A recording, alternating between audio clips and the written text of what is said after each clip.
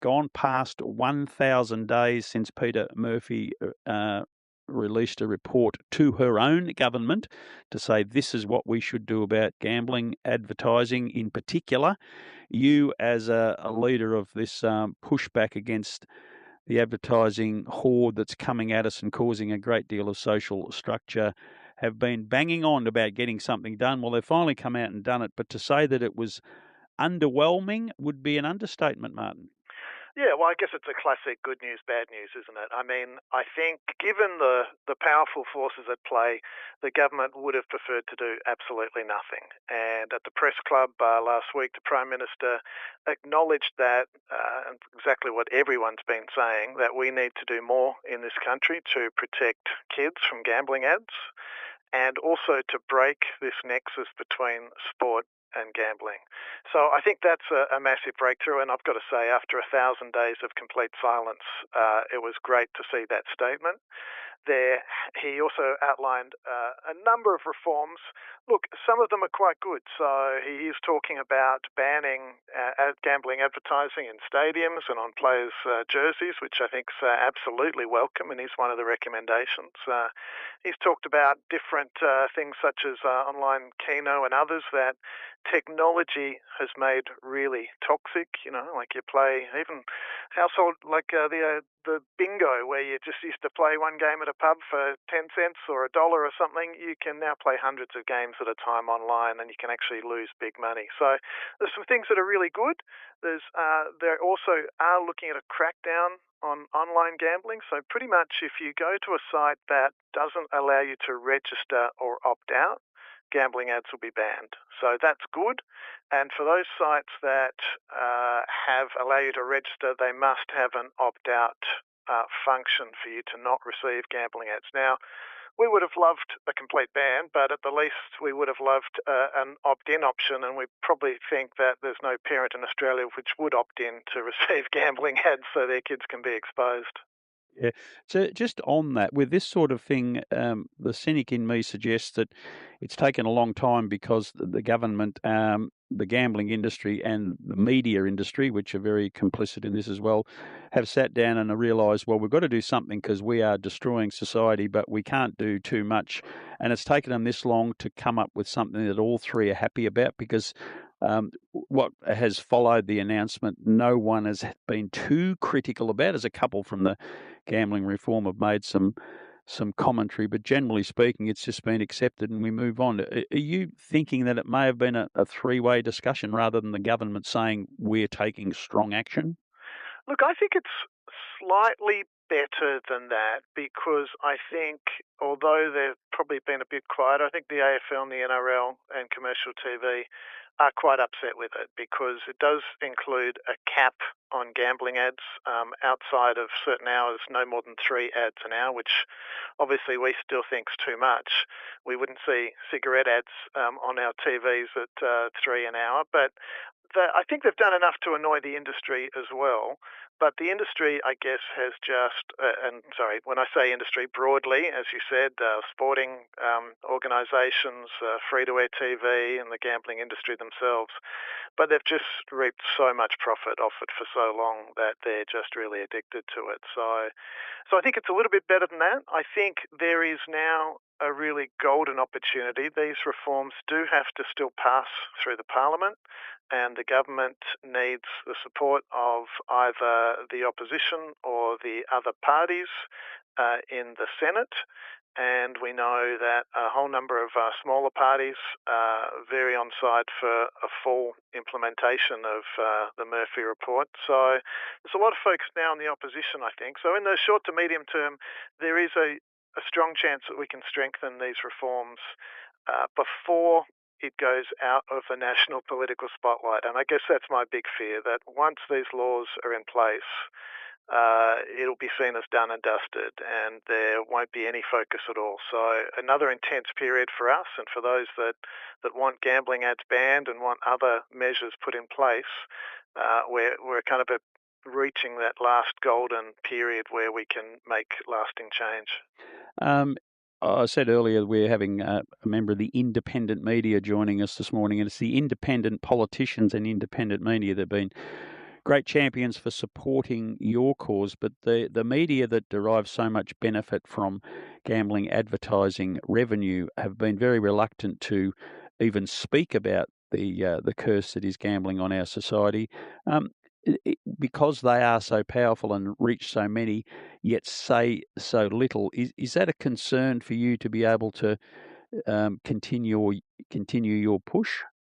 Oh, it definitely is. I mean, I guess we are getting a smaller concentration of media, and we're getting conglomerates that have other interests such as gambling.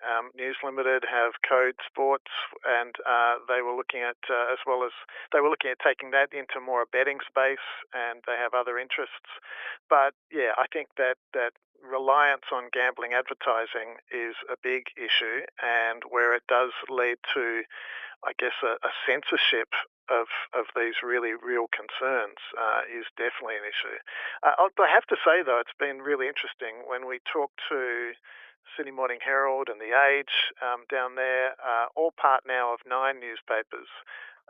They've been very good, and they've actually run stories that are, critical of commercial interests. So there's some hope, but more broadly speaking, the default is that some of the big outlets basically fully understand their commercial interests and self-censor.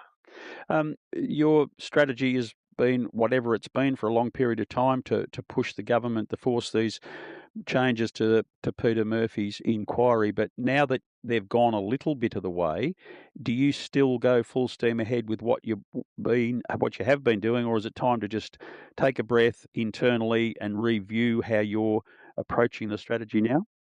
Oh, well, excuse the betting analogy, but we need to double down now more than ever. I think until this goes through the Parliament, then we'll need to review things once it becomes law. But until then, it is very much active to the political discourse for MPs to hear from local people.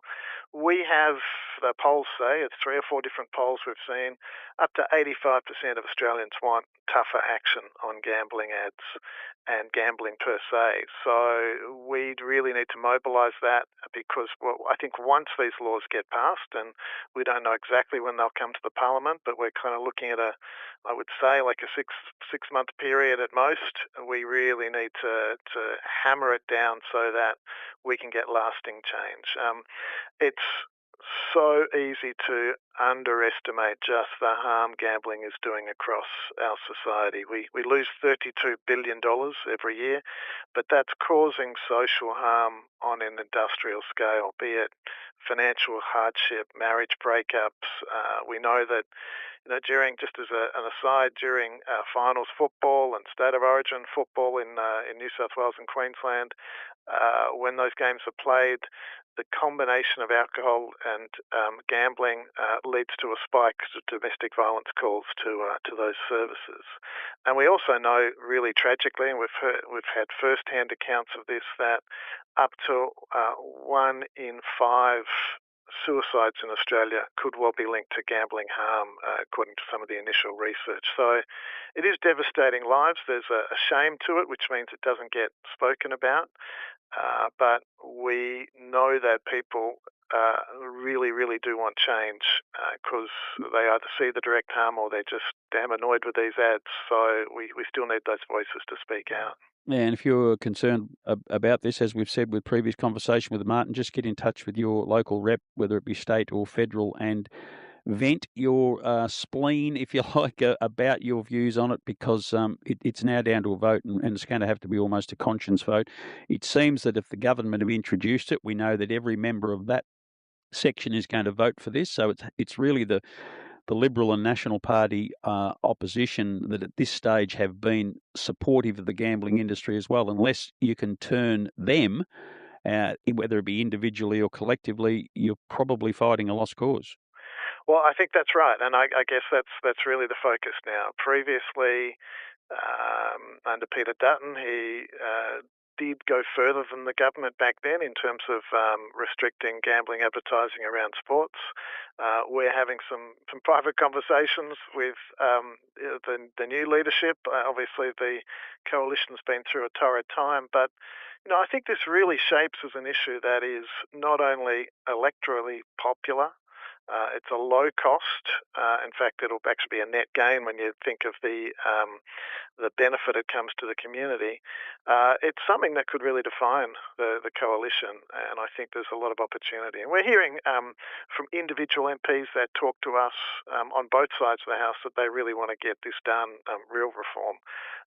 But party politics rules, so we hope to see some true leadership from the opposition on this to take it to the next level. Before you go, let's get back to the footy. Geelong supporter here, you've just declared your Hawthorn. The two clubs have created something extraordinarily unique almost, not just because the rivalry's there, but the continuing results of the games that are somewhere between 0 and 6 points or even a draw occasionally. It is astonishing what they've created, and while it's not good for our collective hearts, as an entertainment package, they have produced something extraordinary. Oh, it absolutely is. Look, I'm just glad, hopefully the Kennett curse is way, way behind us. I think it stretched to about 11 matches at one stage where we lost in a row, so I'm glad that's over. But I'm also, I think it just also highlights just the pure entertainment that football can be. We don't need to bet on it. We don't need to know the odds. It can just be enthralling in itself, and there's an essence which... despite the divided team loyalties, it does bring us together, doesn't it? And I think that's the very best of sport, that it brings us together and it allows us to enjoy something. And, given the current times, it helps us take our minds off some of the troubles. You're dead right, Martin. I really appreciate what you do. I enjoy having you on, and I hope that we can continue to get your message out to others to push back against the horror that is gambling, what it does to our society. And we could wish you continued good luck with your cause, and we'll certainly always provide a platform for you here. I really appreciate it, Rob. Look, if people want to get more info, they can just go to our website, which is AGR, so the Alliance for Gambling Reform, agr.org.au. We also have templates there that help you, guide you to find your local MP and to write to them. So there's a treasure trove of information there. Thank you so much. Really appreciate it. Good on you, mate. Best wishes. Martin Thomas, Alliance for Gambling Reform. They're doing good stuff because the government isn't, in my opinion. I'm happy to say that. They have made heroes of themselves recently, but it is a pathetic response to the situation. And we, as a community, if you feel concerned, and maybe not everyone does, but if you do and you've been involved, like I have personally with this curse, push back. Please contact your Member of Parliament.